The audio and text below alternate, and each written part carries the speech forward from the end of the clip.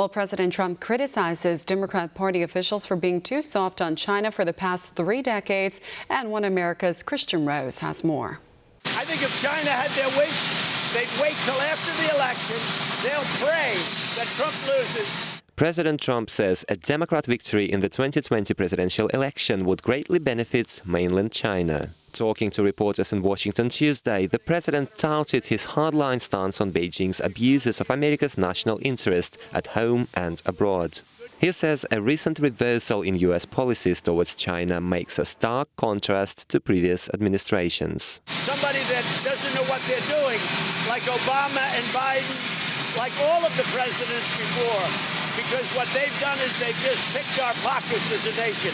That's not happening with Trump. Although recent discussions of China have focused mainly on trade, the Trump administration is standing up to Beijing on military and security matters after decades of concessions. Over the past 10 years, China has increased its military presence in the South China Sea and made attempts to extend its socialist regime to Hong Kong and Taiwan. But President Trump took decisive steps to boost relations with the non-communist Chinese government in Taiwan, arguably to their strongest since 1972. That is why the Taiwan-U.S. partnership, grounded in the values of freedom and democracy, is now more important than ever.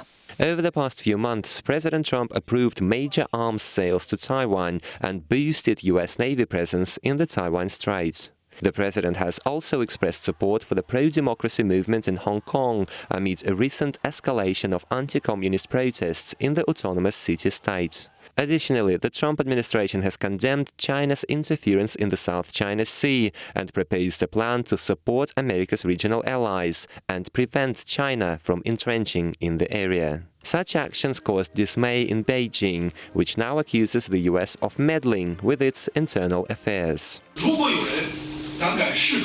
If someone dares to try to split Taiwan from the country, China's military will be ready to go to war to safeguard national sovereignty, unity, and territorial integrity. According to policy experts, Beijing did not expect the U.S. to stand up to its aggressive policies in East Asia.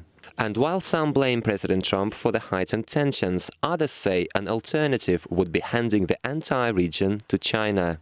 And the president says some of his Democrat opponents could do just that. They would just love if I got defeated, so they could deal with somebody like Elizabeth Warren or Sleepy Joe Biden or any of these people, because then they'd be allowed and able to continue to rip off our country like they've been doing for the last 30 years. The president says trade is currently his top priority in relations with China.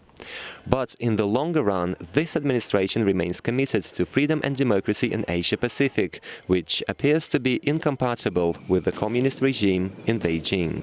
Kristian Rouz, One America News. Want to see more videos like this? Click on the link below and subscribe to One America News on YouTube. And call your cable provider and kindly demand that One America News is added to your lineup. Call and subscribe today.